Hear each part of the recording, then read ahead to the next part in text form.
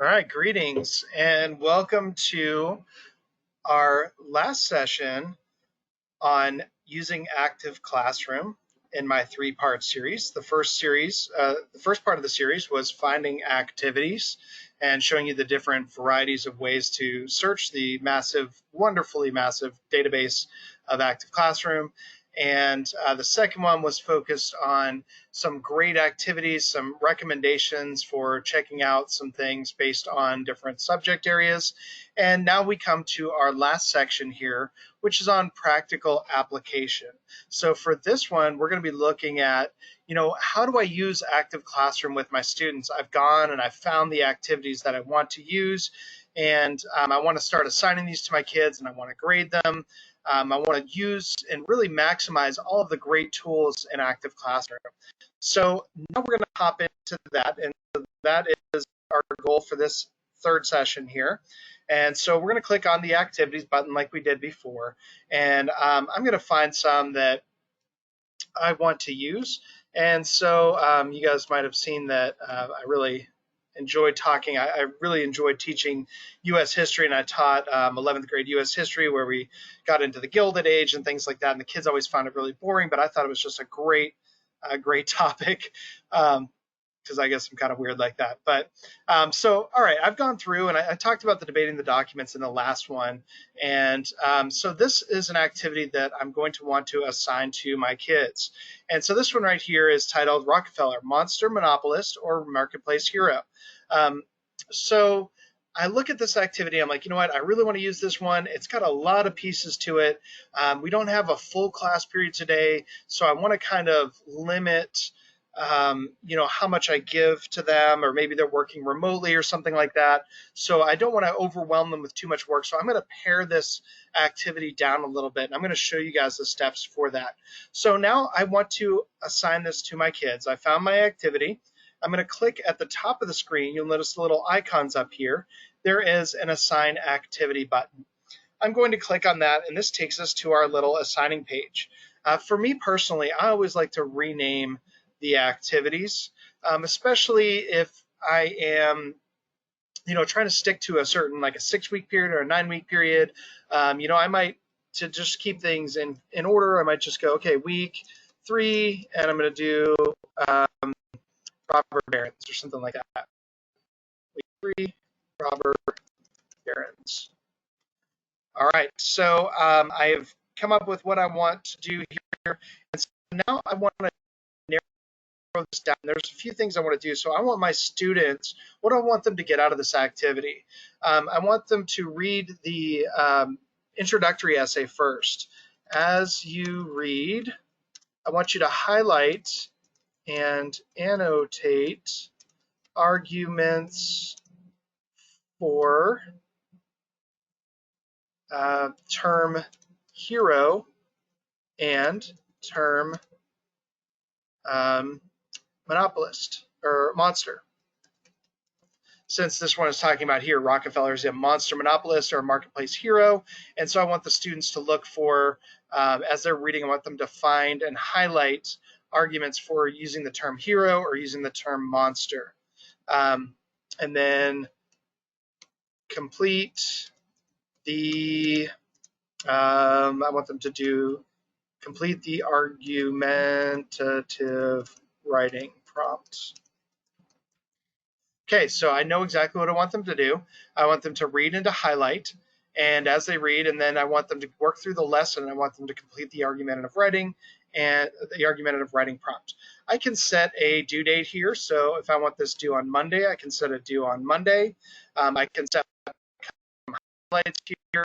So as I mentioned there in the beginning, I want them to and to highlight and annotate. Comes my highlight button. I'm going to select just the highlights that I want them to look for. And so right here, I'm going to say is a hero. So Rockefeller is a hero. I'm going to do that in green. I'm going to add that highlight, and I'm going to put Rockefeller as a monster. And I'm going to put that in red. All right, or pinkish red there. So now I've set my custom highlights. That's what I want my students to look for as they read.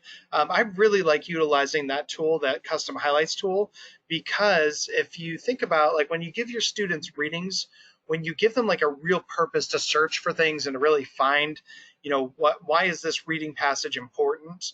I always start with my state standards. So for me personally, I would go and look at my standards and I would say, what does my standard ask me to teach my kids? What should the kids get out of this reading based on that standard? And so then I formulate my custom highlights around that. So you obviously have to go in and do the reading yourself first. That's really critical, obviously, for teaching anything. So now I don't want to give them the entire assignment because it's a little long. There's a lot to it. It's a great assignment, but let's say I want to just shorten it because we don't have, a day and a half or 2 days to work on this.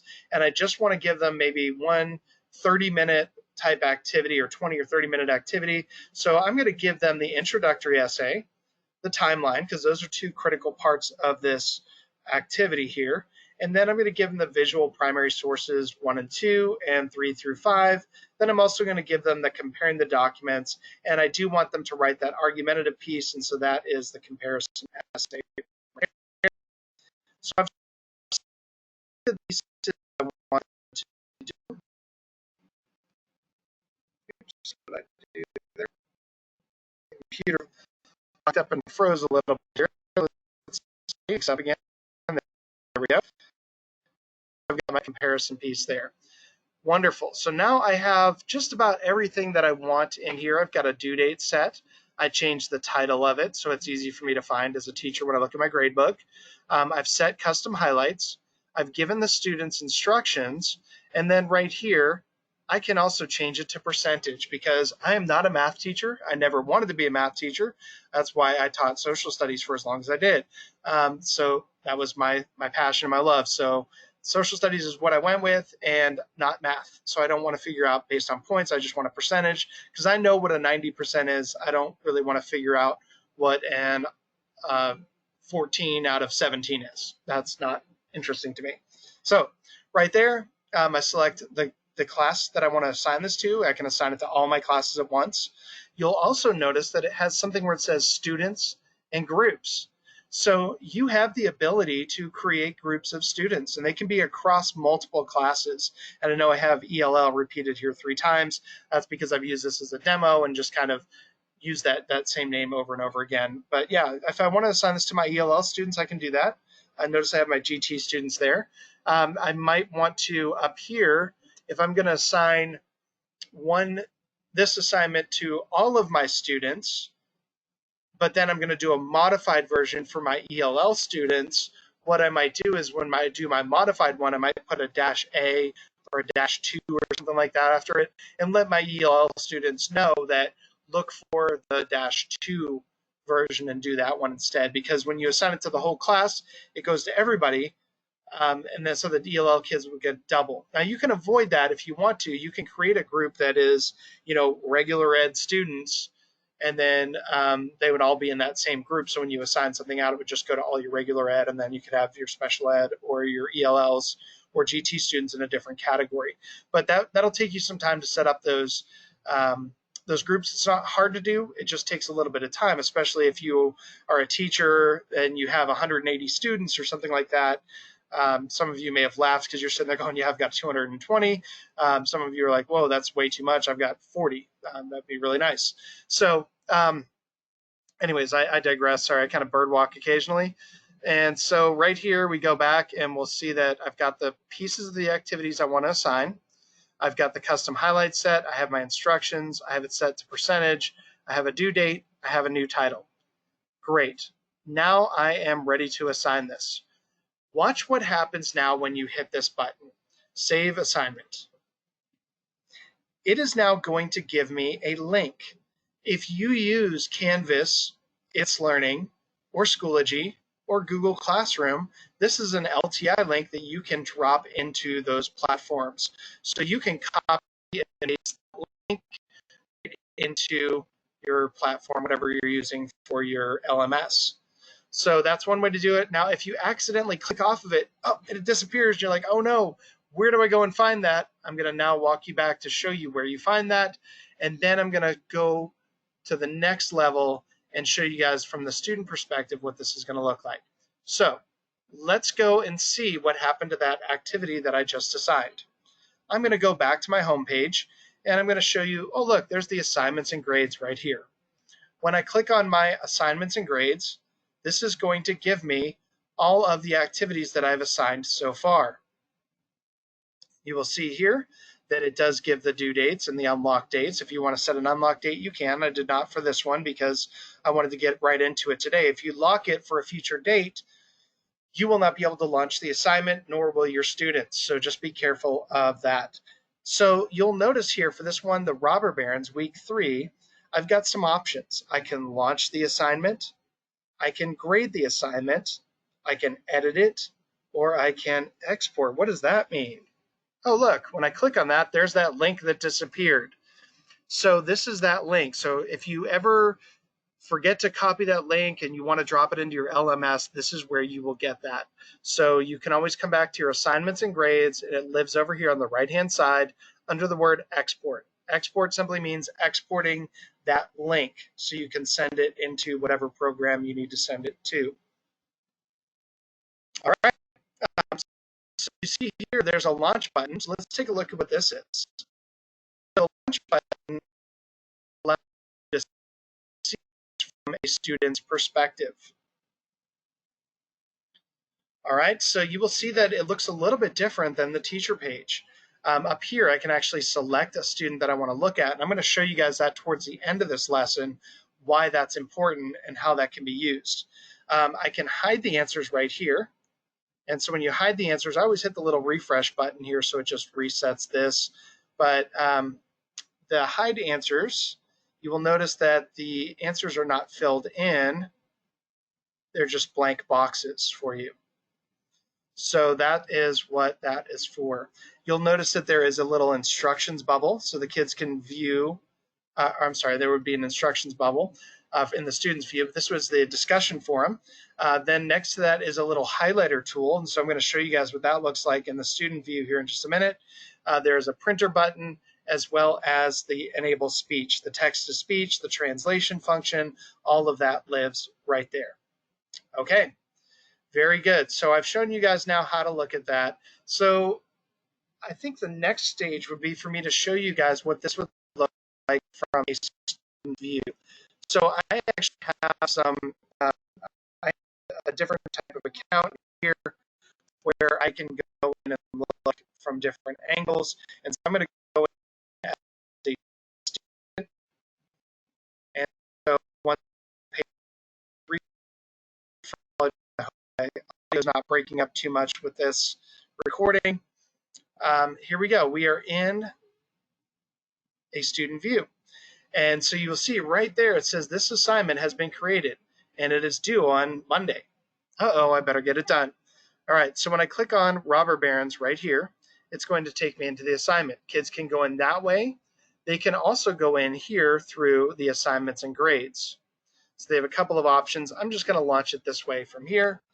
And look, there are the instructions that I gave students at the beginning. As you read, highlight and annotate arguments for the term hero and the term monster.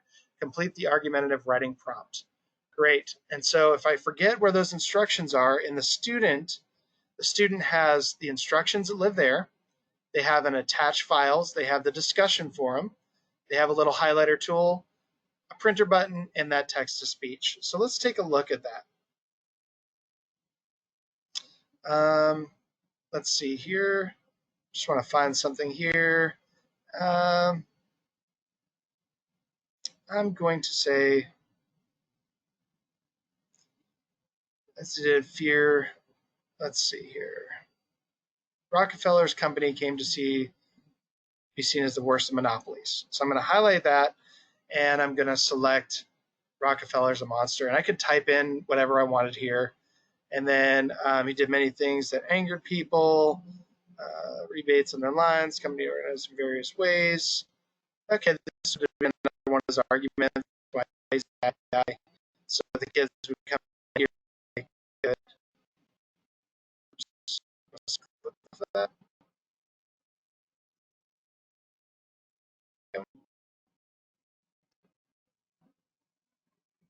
Sorry, I'm having some issues with my internet here.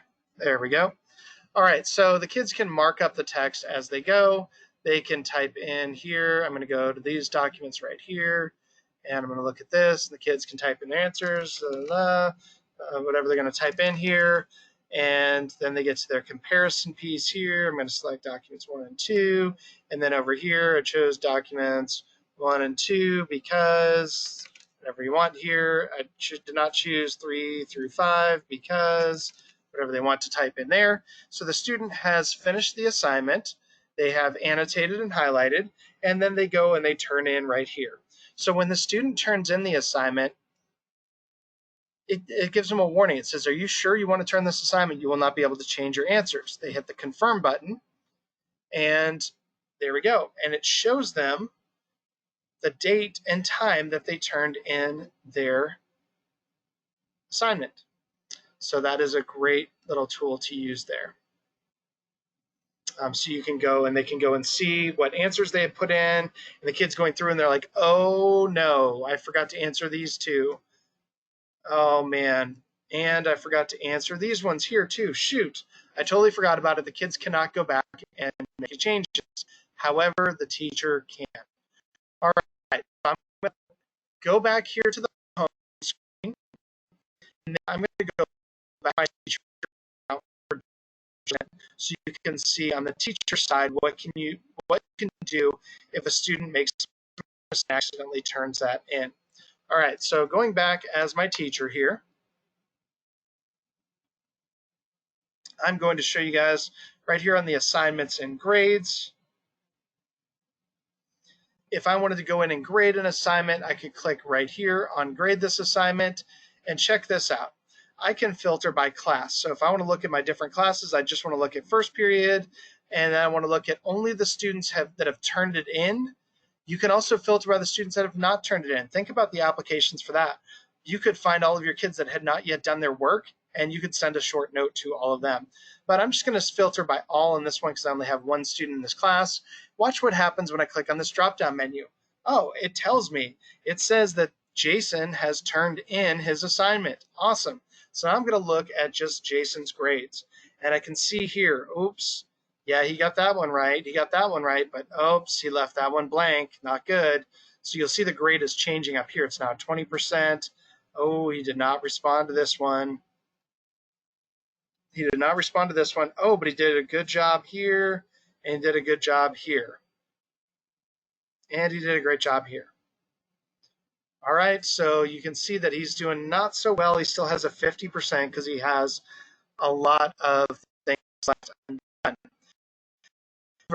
Let's say I also want to change the weight of the grade. And this one down here, the brief essays, I want to make these at a higher value. So I might change these to, 2 or 3, or 2.5 or 3. And this one down here, I'm going to change that to a 3 as well.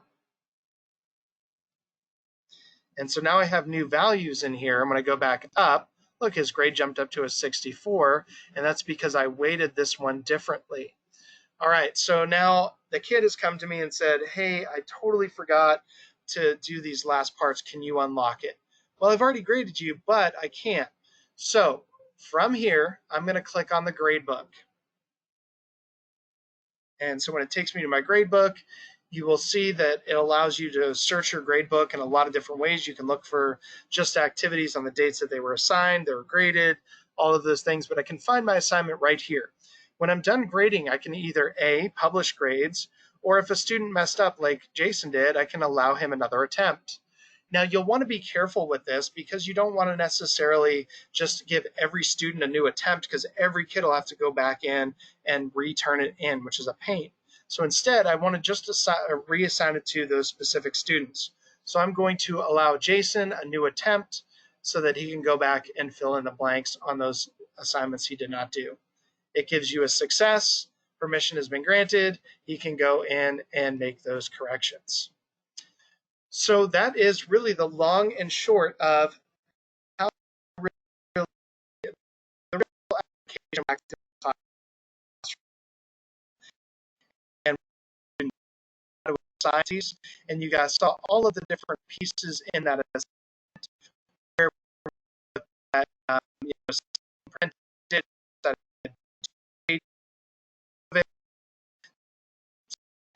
giving instructions, and the ability to add, assign it to just certain groups. So there's a lot of really cool things you can do with Active Classroom. I hope this brief little tutorial, you may want to go back and watch this again, maybe pause it along the way and try it out and kind of work side by side with it. But that brings us to the end of this series of 3 videos.